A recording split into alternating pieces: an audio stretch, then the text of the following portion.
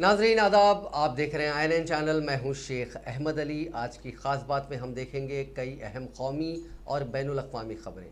सबसे पहले बात महंगाई की। रिटेल इन्फ्लेशन यानी खुर्दा अफरात ज़र के जुलाई के आंकड़े आ गए हैं। पिछले महीने रिटेल इन्फ्लेशन का रेट 5.59% रहा। ये पिछले 3 महीने का इसका सबसे निचला स्तर है। इस तरह ये दोबारा रिजर्व बैंक के कंफर्ट जोन में आ गई है। आरबीआई ने इसके लिए 4% से 2% नीचे और इतने ही ऊपर का दायरा तय किया है। इससे पहले ये लगातार 2 महीने 6% से ऊपर रही थी। पिछले महीने रिटेल महंगाई में सालाना और माहवारी दोनों बुनियादों पर कमी आई है। महीने भर पहले यानी जून में रिटेल इन्फ्लेशन 6.26% रहा था। इस हिसाब से जुलाई में महंगाई उससे 0.74% कम रही। अगर साल भर पहले की बात करें तो जुलाई 2020 में रिटेल इन्फ्लेशन 6.73% रहा था। इसी साल मई में महंगाई की शरह 6 महीने के सबसे ऊपरी सतह पर थी। एक सर्वे में शामिल 48 इकोनॉमिस्ट ने जुलाई में महंगाई दर घटकर 5.78% पर रहने का अंदाज़ा दिया था। गौरतलब है कि महंगाई में कमी खाने पीने के सामान सस्ता होने से आई है। इसकी वजह कोविड के चलते सप्लाई चेन में आई रुकावट का दूर होना है। नेशनल स्टैटिस्टिकल ऑफिस यानी NSO के डेटा के मुताबिक फूड आइटम्स की महंगाई दर पिछले महीने घटकर 3.96% पर आ गई थी। जून में यह आंकड़ा 5.15% के लेवल पर था। इस बीच जून के महीने के मैन्युफैक्चरिंग सेक्टर के भी आंकड़े आए हैं। सालाना की बुनियाद पर इसमें 13.6% का उछाल आया है। आंकड़ा बताता है कि पिछले साल कमज़ोर बेस का फ़ायदा घट रहा है, क्योंकि मई में ग्रोथ रेट 29.3% रहा था। पिछले साल जून में इंडस्ट्रियल प्रोडक्शन के रेट में 6.6% की गिरावट आई थी। जून में सबसे ज़्यादा बढ़ोतरी माइनिंग एक्टिविटी में हुई। इसके प्रोडक्शन में सालाना की बुनियाद पर 23.1% का उछाल आया। मैन्युफैक्चरिंग सेक्टर में 13%, जबकि बरखी की पैदावार में 8.3% की बढ़ोतरी हुई। गौरतलब है कि जून में IIP में 16.6% की तेज़ गिरावट आई थी। अगर जून तिमाही की बात करें तो इस दौरान IIP में सालाना की बुनियाद पर 45% का उछाल आया है। 2020 की कोविड मुतासरा पहली तिमाही में इंडस्ट्रियल प्रोडक्शन में 35.6% की भारी गिरावट आई थी। इसमें पिछले साल मार्च में 18.7%, जबकि अप्रैल में लॉकडाउन के चलते 57.3% की तेज गिरावट आई थी। कांग्रेस, तृणमूल कांग्रेस, द्राविड़ा मुन्नेत्रा कज़गम यानी DMK समेत 15 अपोजिशन जमातों के कायदीन ने जुमेरात को पार्लियामेंट के हालिया खत्म होने वाले मानसून सेशन के दौरान मार्शल सिक्योरिटी एहलकारों के रवैये पर नायब सदर जमहूरिया वेंकैया नायडू से मुलाकात की। नायब सदर के सेक्रेटेरिएट के जराये ने बताया कि राज्यसभा में कायदे हिज़्ब इख्तिलाफ मल्लिकार्जुन खड़गे, कांग्रेस के नायब लीडर आनंद शर्मा, कांग्रेस के chief whip Jairam Ramesh, Samajwadi party के रहनुमा Ram Gopal Yadav, communist party of India के रहनुमा अलावरम करीम, DMK के लीडर तिरुचु शिवा और दीगर कायदीन नायब सदर जमहूरिया से मुलाकात करने वाले रहनुमाओं में शामिल थे। जराये के मुताबिक इन अपोजिशन कायदीन ने ऐवान में मार्शलों की ज़रूरत से ज़्यादा तैनाती और राज्यसभा की कार्रवाई के दौरान अराकीन पार्लियामेंट के साथ उनके रवैये का मसला उठाया। अपोजिशन रहनुमाओं ने कहा कि हुकूमत के साथ मानसून सेशन को शेड्यूल से पहले ख़त्म करने पर इत्तेफाक हुआ था। इस दौरान सिर्फ दीगर पसमानदा तबकात के रिजर्वेशन से मुतालिक आइनी तरमीम 127वां बिल 2021 मंजूर करने पर इत्तेफाक किया गया था। ऐवान में हुकूमत ने अपोजिशन पर जनरल इंश्योरेंस से मुतालिक बिल भी अपोजिशन पर मुसल्लत करने की कोशिश की। इसकी वजह से अपोजिशन कायदीन को एहतजाज करना पड़ा। इसलिए ऐवान में अफरा तफरी और शोर व हंगामे की सूरत हाल पैदा करने के लिए अपोजिशन रहनुमाओं को जिम्मेदार नहीं ठहराया जा सकता। वाज़ेह है कि पार्लियामेंट का इजलास 13 अगस्त तक था, लेकिन राज्यसभा और लोकसभा में पार्टियों और अपोजिशन के दरमियान तातुल की वजह से इसे 12 अगस्त को ख़त्म होना पड़ा। सेशन के दौरान अपोजिशन ने राज्यसभा में ज़बरदस्त हंगामा किया और अपोजिशन पार्टी के अराकीन ऐवान में सेक्रेटरी जनरल की मेज़ पर चढ़कर बैठ गए थे।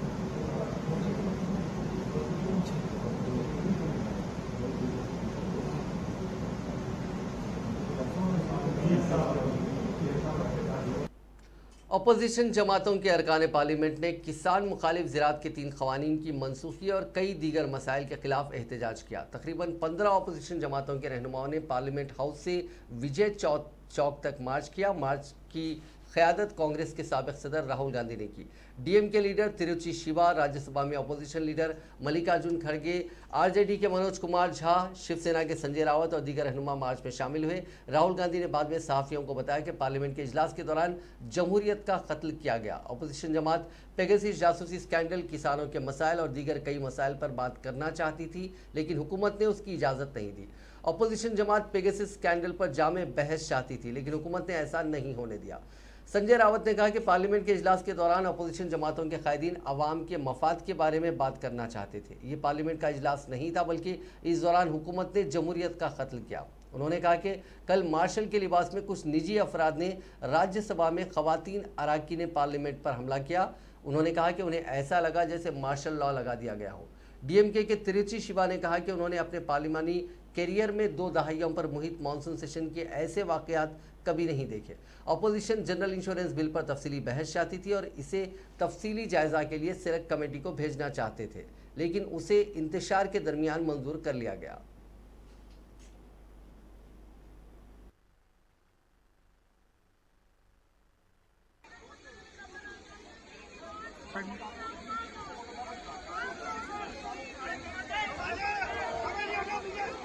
राहुल गांधी ये विपक्षी सांसद हैं, वो यहाँ पर मार्च कर रहे हैं। आप देख सकते हैं का मार्च हो रहा है। बंद करो, बंद करो, जी, बंद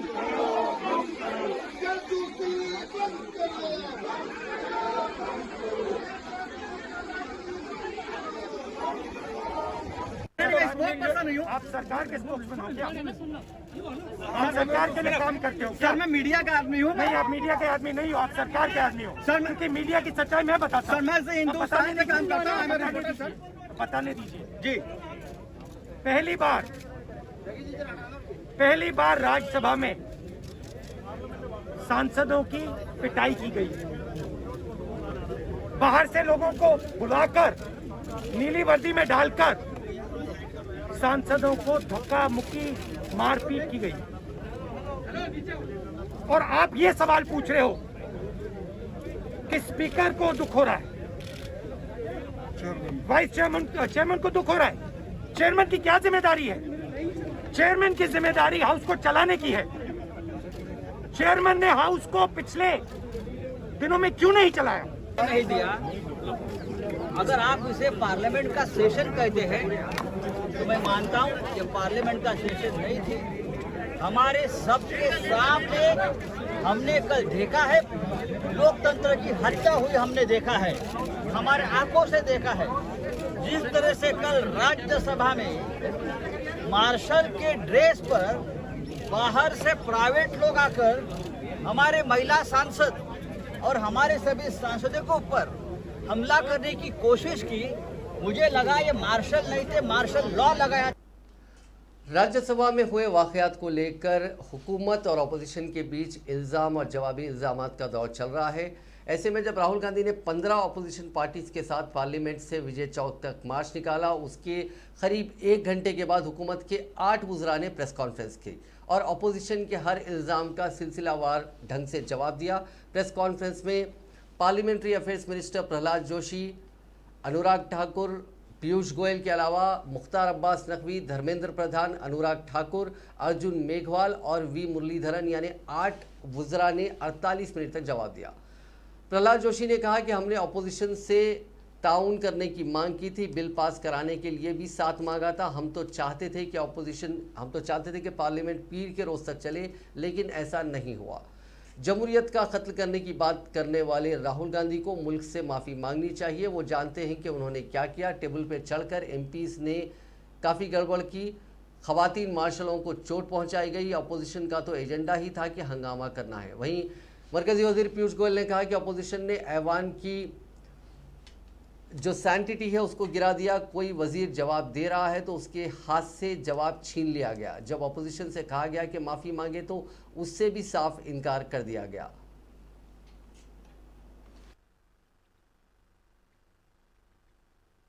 तो माननीय प्रधानमंत्री जी को अपने नए मंत्रिमंडल का भी परिचय कराने का अवसर तक नहीं दिया। मंत्री जो स्टेटमेंट देना चाहते थे उसको फाड़ने का काम भी किया। यहां तक कि माननीय प्रधानमंत्री जी ने नए मंत्रियों को कहा कि आप राज्यसभा में जाके डिबेट्स को जरूर सुनिए, बहुत क्वालिटी डिबेट्स होती हैं, आपको वहां समय लगाना चाहिए। लेकिन जब हमारा अनुभव आया, जब मंत्री वापस आकर मिलते हैं कि ये टेबल किस लिए है, नाचने के लिए है, किसका काम कुछ और है? क्या इसी राज्यसभा में आने के लिए कहा था जहां पर ये सब हुआ है, जहां लोकतंत्र शर्मसार हुआ, अपमानित हुआ? मॉनसून सत्र हाल ही में खत्म हुआ, उसके पश्चात आप सबके सामने हम सब लोग आए हैं, जहां देश की जनता इंतजार करती है कि उनसे जुड़े हुए विषयों को सदन में उठाया जाए। वहीं पर विपक्ष ने सड़क से संसद तक सिर्फ अराजकता, अराजकता और अराजकता, ये विपक्ष का एकमात्र एजेंडा रहा। ना जनता का हित, ना टैक्स पेयर के पैसे की फिक्र और ना ही संवैधानिक मूल्यों की गरिमा की फिक्र थी इनको। और जो घटा वो बहुत शर्मसार था, निंदनीय था। और एक घड़ियालू आंसू बहाने की बजाय इनको तो देश से माफी मांगनी चाहिए। इसको विस्तार में चर्चा करने के लिए संसदीय कार्य मंत्री आदरणीय प्रहलाद जोशी जी आपके पहले बात रखेंगे, माननीय पीयूष जी अपनी बात रखेंगे, हमारे नेता सदन राज्यसभा। लेकिन जिस तरह का काम करने का तरीका या काम में रुकावट बनने का काम, कांग्रेस पार्टी ने जुमेरात के रोज माइक्रो ब्लॉगिंग साइट ट्विटर के खिलाफ मोर्चा खोल दिया। दरअसल कांग्रेस पार्टी का ऑफिशियल ट्विटर हैंडल लॉक हो गया है। इससे पहले राहुल गांधी का ट्विटर अकाउंट टेम्पररी सस्पेंड हो गया था। इसके बाद 4 जुम्मे की रात को कांग्रेस के 5 और सीनियर लीडर्स के ट्विटर अकाउंट लॉक हो गए। इनमें पार्टी के जनरल सेक्रेटरी और साबिक वजीर अजय माकन, लोकसभा में पार्टी के विप मनिकम टैगोर, आसाम के इंचार्ज और साबिक मरकजी वजीर जितेंद्र सिंह और महिला कांग्रेस की सदर सुष्मिता देव शामिल हैं। फेसबुक पर इंडियन नेशनल कांग्रेस ने लिखा कि जब हमारे कायदीन को जेलों में बंद किया गया तब हम नहीं डरे, तो अब ट्विटर अकाउंट बंद करने से क्या खाक डरेंगे। हम कांग्रेस हैं, जनता का संदेश, जनता का जो पैगाम होता है वो हम इसको लेके लड़ेंगे और लड़ते रहेंगे। अगर बलात्कार से मुतासरा बच्ची को इंसाफ दिलाने के लिए आवाज़ उठाना जुर्म है तो ये जुर्म हम 100 बार करेंगे। कांग्रेस वर्कर्स ने इस मुद्दे पर ट्विटर के खिलाफ मुजाहरे किए, मोदी हुकूमत पर भी सवाल उठाए। ऐसे में ये जानना ज़रूरी है कि ट्विटर ने ऐसा क्यों किया, उसकी पॉलिसी क्या होती है। ट्विटर ने कहा कि कांग्रेस कायदीन के अकाउंट हिंदुस्तानी कानून और ट्विटर की अपनी पॉलिसी के वायलेशन करने की वजह से लॉक किए गए। राहुल गांधी ने दलित लड़की के पेरेंट्स का फोटो पोस्ट किया। ये जुवेनाइल जस्टिस एक्ट और protection of children from sexual offences POCSO act का वायलेशन है। कानून में साफ तौर पर कहा गया है कि मुतासरा की पहचान पब्लिक में नहीं लानी चाहिए। National commission for protection of child rights ने माइक्रो ब्लॉगिंग साइट को नोटिस जारी किया था। इसके बाद ही ट्विटर ने कांग्रेस कायदीन के ट्वीट डिलीट किए। राहुल गांधी का मुतनाज़िया ट्वीट डिलीट होने और उसके बाद अकाउंट को टेम्पररी लॉक करने के खिलाफ सुरजेवाला और माकन समेत कुछ दीगर कायदीन ने उसकी फोटोग्राफ को अपने हैंडल से शेयर किया था। इसकी वजह से उनके अकाउंट्स भी लॉक किए गए। कांग्रेस की सदर सोनिया गांधी ने 20 अगस्त को ममता बनर्जी, उद्धव ठाकरे और अपोजिशन कायदीन का इजलास बुलाया है। एनसीपी चीफ शरद पवार, तमिलनाडु के वज़ीर आला एम.के. स्टालिन और झारखंड के वज़ीर आला हेमंत सोरेन भी इस वर्चुअल मीटिंग में इन्वाइटीज़ हैं। माना जा रहा है कि अपोजिशन की मजबूत ताकत दिखाने के मकसद से ये इजलास बुलाया गया है। इस दौरान आने वाले दिनों में दिल्ली में लंच या डिनर पर अपोजिशन कायदीन की मुलाकात की तारीख तय हो सकती है। सियासी जानकारों के मुताबिक कांग्रेस चाहती है कि अपोजिशन की यूनिटी और ज़्यादा मजबूत की जाए और आने वाले इंतखाबात तक इसे बनाए रखा जाए। सोनिया गांधी की कोशिश है कि 2024 लोकसभा इलेक्शन तक बीजेपी के खिलाफ एक मजबूत अपोजिशन तैयार हो। माना जा रहा है कि इस स्ट्रैटेजी पर अपोजिशन पार्टियां भी सहमत हैं। अगले साल उत्तर प्रदेश में होने वाले असेंबली इंतखाबात में भी योगी हुकूमत के खिलाफ कांग्रेस मजबूत अलायंस बनाने की कोशिश में है। हाल ही में ममता बनर्जी और शरद पवार ने अपोजिशन के अलग अलग कायदीन से मुलाकात की थी। वहीं कांग्रेस कायद राहुल गांधी ने मानसून सेशन के दौरान 17 अपोजिशन पार्टियों के कायदीन को ब्रेकफास्ट पर बुलाया था। बीएसपी और आम आदमी पार्टी के कायदीन इस ब्रेकफास्ट डिप्लोमेसी में शामिल नहीं हुए। कांग्रेस कायद कपिल सिब्बल ने भी हाल ही में शरद पवार, आरजेडी के सरबराह लालू यादव, समाजवादी पार्टी के सरबराह अखिलेश यादव, शिवसेना के संजय रावत, तृणमूल के डेरेक ओब्रायन और नेशनल कॉन्फ्रेंस के उमर अब्दुल्ला के साथ मीटिंग की थी। इसमें बीजेपी के साबिक अलाई रहे अकाली दल और नवीन पटनायक के बिजू जनता दल को भी बुलाया गया था। इस दौरान गांधी खानदान का कोई कायद यहाँ पे मौजूद नहीं था। 15 से ज़्यादा अपोजिशन पार्टीज़ ने मानसून सेशन के दौरान पार्लियामेंट में संयुक्त मोर्चा यानी एक यूनाइटेड फ्रंट बनाया था, जो लगातार पेगासस जासूसी मामले, ज़राई कानून और पेट्रोल डीजल की बढ़ती कीमतों को लेकर हंगामा करता रहा। कन्फेडरेशन ऑफ इंडियन इंडस्ट्री के इजलास में वज़ीर आज़म नरेंद्र मोदी के बाद वज़ीर फाइनेंस निर्मला सीतारामन ने हिंदुस्तान की इंडस्ट्रीज़ का शुक्रिया अदा किया। जुमेरात के रोज़ वज़ीर फाइनेंस निर्मला सीतारामन ने कहा कि एक यूनाइटेड सोच और सभी की कोशिशों का हिंदुस्तानी मईशत को फ़ायदा मिला है। कोरोना वबा जैसी चुनौती का सामना करते हुए इस लेवल पर बने रहने के लिए इंडस्ट्रीज़ का शुक्रिया। सीआईआई की सालाना इजलास 2021 को मुखातिब करते हुए वज़ीर फाइनेंस ने कहा कि इकनॉमी के रिवाइवल के लिए हुकूमत पाबंद अहद है। उन्होंने कहा कि तरक्की को बढ़ावा देने के लिए लगातार सही कदम उठाते रहेंगे। हुकूमत इंडस्ट्री से बातचीत करने और उनके जवाब देने के लिए तैयार है। निर्मला सीतारामन ने कहा कि इंडस्ट्री के आगे आने, इन्वेस्ट करने और माशी सुधारों को आगे बढ़ाने का सही वक्त आ गया है। जीएसटी मुआवजे पर उन्होंने कहा कि रियासतों को वक्त पर पेमेंट किया जाएगा, जिससे वो डेवलपमेंट एक्टिविटी कर सकेंगे।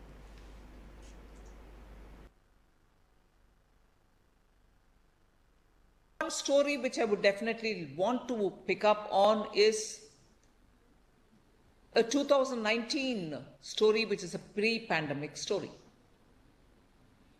All of you are aware that at that time the issue was credit, availability of credit, want of credit, businesses suffering for not having credit. So the banks sitting over tons of money and credit not being given to them.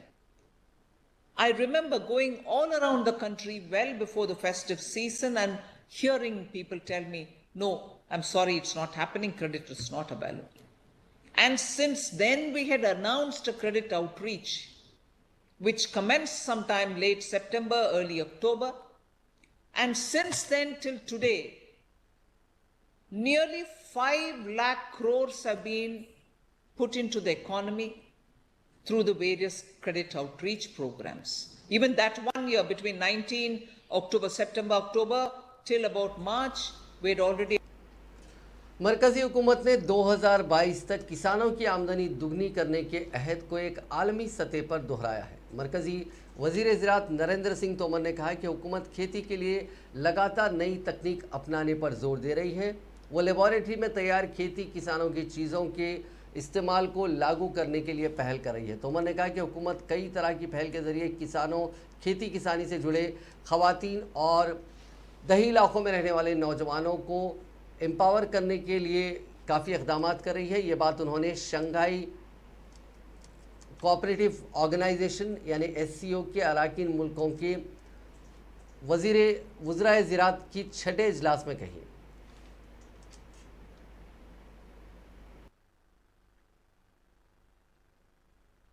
है भारत इस क्षेत्र में बहुपक्षीय राजनीतिक, सुरक्षा, आर्थिक तथा जन के बीच इंटरेक्शन को बढ़ावा देने में संघाई सहयोग संगठन के साथ अपने संबंधों को महत्व देता है और उसका सम्मान करता है।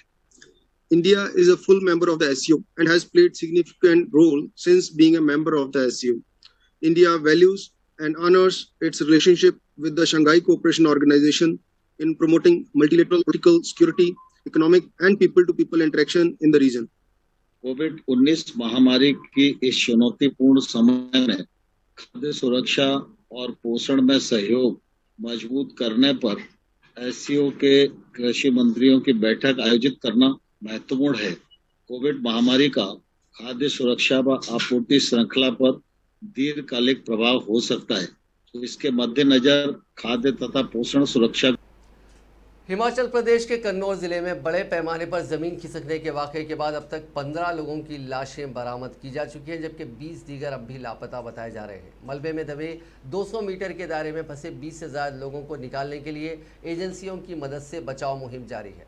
काबिल जिक्र है कि मंगल के रोज लैंडस्लाइडिंग के वाक़े में एक ट्रक, एक रियासती रोडवेज की बस और दीगर कुछ गाड़ियां दब गईं, जो रियासत की राजधानी से तकरीबन 180 किलोमीटर दूर नक्सल सारी के पास शिमला रेकोंगपियो शाहरा के एक हिस्से पर थी। हिंद तिब्बत सरहदी पुलिस यानी आईटीबीपी ने एक ट्वीट में कहा कि 17, 18 और 43 बटालियन के आईटीबीपी के जवानों को सड़क से तकरीबन 500 मीटर नीचे और सतलुज नदी से 200 मीटर ऊपर पहली लाइट पर बस का मलबा मिला, जहां से एक लाश भी निकाली गई। अब तक मजमूई तौर पर 11 लाशें निकाली गई हैं। रियासती disaster management director Sudesh Kumar Mokta ने बताया कि 15 लोगों को बचा लिया गया है और 13 लाशों को बरामद किया गया। उन्होंने कहा कि शाहरा अब भी ट्रांसपोर्टेशन के लिए बंद है। मकामी रुकन असेंबली जगत सिंह नेगी ने जाए वाक़या का दौरा किया और आईटीबीपी, मकामी अफसरान, फौज और एनडीआरएफ की बचाव मुहिम का जायजा लिया। कानपुर के बर्रा 8 की बस्ती में छेड़खानी के एक मुलजिम को बीजेपी एमएलए महेश त्रिवेदी के बेटे और बजरंग दल के कारकुनों ने 20 सड़क जमकर पीटा। मौके पर खड़ी पुलिस खामोश तमाशाई बनी रही। मामले में पुलिस ने अनआइडेंटिफाइड लोगों के खिलाफ एफआईआर दर्ज कर लिया है। मारपीट का एक वीडियो भी सामने आया है। इसमें भीड़ एक शख्स को पीट रही है। भीड़ के शिकंजे में फंसे वालिद को बचाने के लिए उसकी बच्ची लिपट कर रो रही है। इसके बावजूद भीड़ उस शख्स को पीटती रही। मामला 2 अलग अलग कम्युनिटी से जुड़े होने पर कम्युनल यानी फिरकावाराना तनाव फैलाने का इससे डर हो गया है। ऐसे में इंतजामिया ने मौके पर पीएसी तैनात कर दी है। पुलिस ने मामले में अननोन लोगों के खिलाफ एफआईआर भी दर्ज की है। बर्रा 8 की रहने वाली एक लड़की के अफराद खानदान ने बस्ती के 3 नौजवानों पर छेड़खानी और 20,000 रुपये देकर मजहब तब्दील करने का दबाव बनाने का इल्ज़ाम लगाया। उस लड़की की मां ने इसकी शिकायत एमएलए महेश त्रिवेदी से की। इसके बाद बर्रा पुलिस ने 31 जुलाई को मुलजिम सद्दाम, सलमान और मुकुल के खिलाफ छेड़खानी समेत 3 दीगर सेक्शंस में एफआईआर दर्ज की। मुतासरा खानदान का कहना था कि जबरन मजहब तब्दील करने की कोशिश करने के बाद भी पुलिस ने मुताल्लिका सेक्शंस में एफआईआर दर्ज नहीं की और मुलजिमीन को गिरफ्तार भी नहीं किया। इसी बात को लेकर बीजेपी से खिदवाई नगर सेगमेंट के एमएलए महेश त्रिवेदी के बेटे शुभम त्रिवेदी, बजरंग दल के वर्कर्स और इलाके के लोगों ने चाशुम्बे की शाम को इलाके के रामगोपाल चौराहे पर एकजुट होकर पहले हंगामा और नारेबाजी शुरू कर दी। बजरंग दल के कारकुनों के हंगामे की इत्तला पाकर कई पुलिस स्टेशन की फोर्स मौके पर पहुंची। इस बीच एमएलए के बेटे और बजरंग दल के वर्कर्स ने पुलिस से नोकझोंक करते हुए एक मुलजिम को घर से खींचकर बाहर निकाल लिया। इसके बाद उसे पुलिस के सामने ही जमकर पीटा। उसे खींचते हुए चौराहे तक लेके गए। मौके पर मौजूद पुलिस उसे किसी तरह छुड़ाकर थाने ले गई। माहौल बिगड़ता देख कानपुर पुलिस कमिश्नर असीम अरुण ने पीएसी और कई मकामात पर पुलिस फोर्सेस को तैनात किया।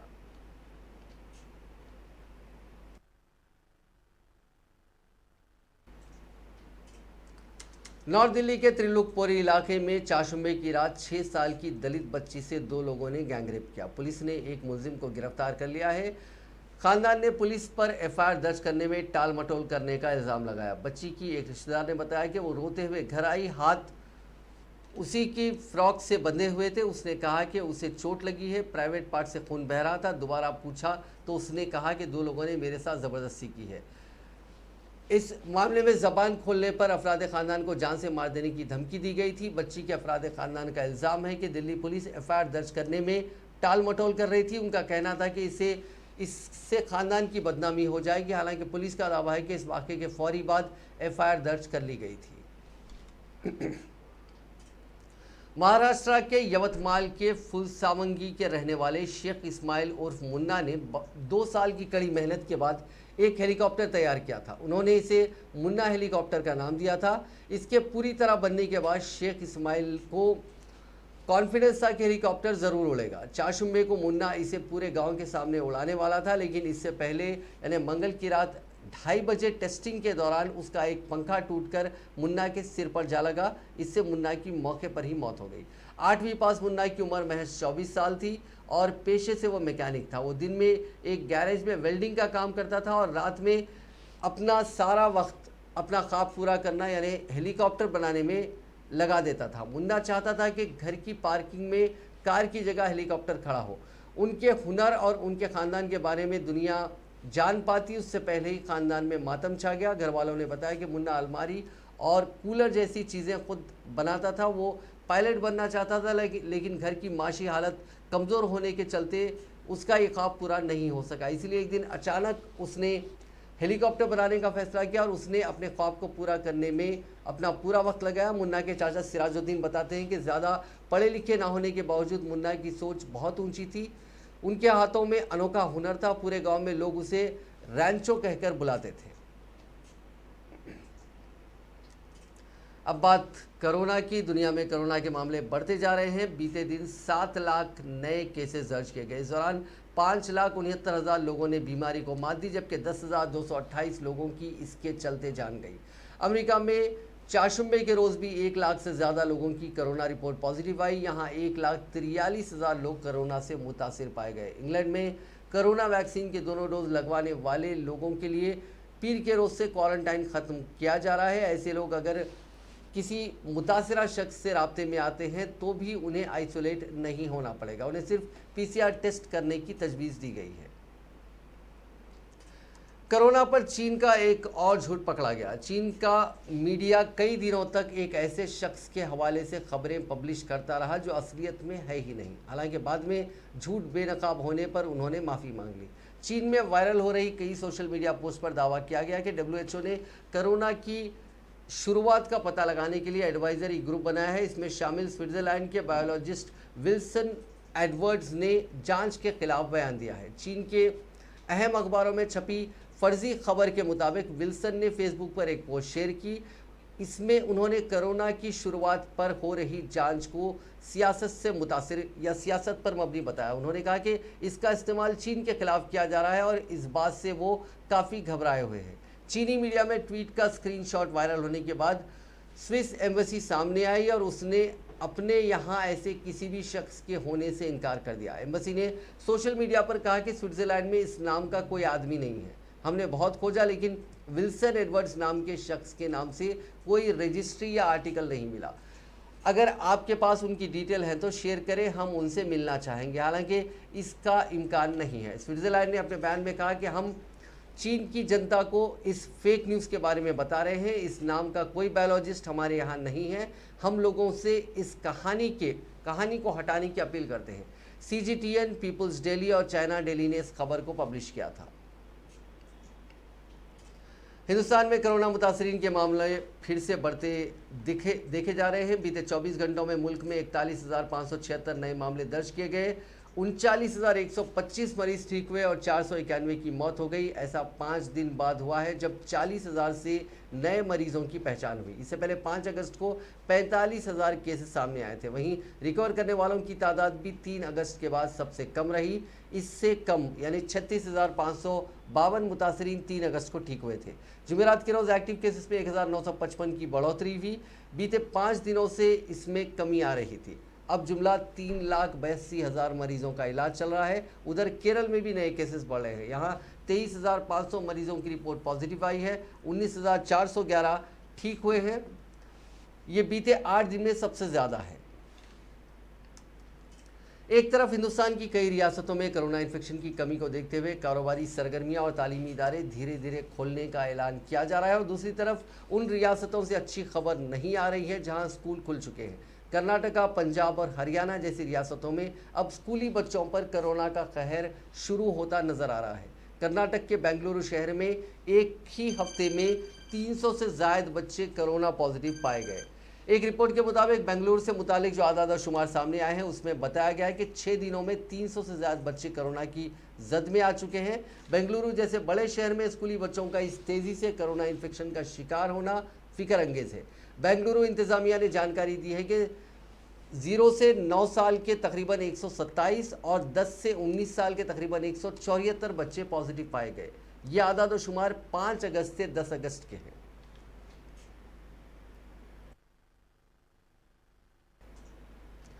नाजरीन, आज की खास बात में बस इतना ही। आपसे कल मुलाकात होगी नई खबरों के साथ, नए एनालिसिस के साथ। फिलहाल दीजिए इजाज़त। खुदा हाफिज़।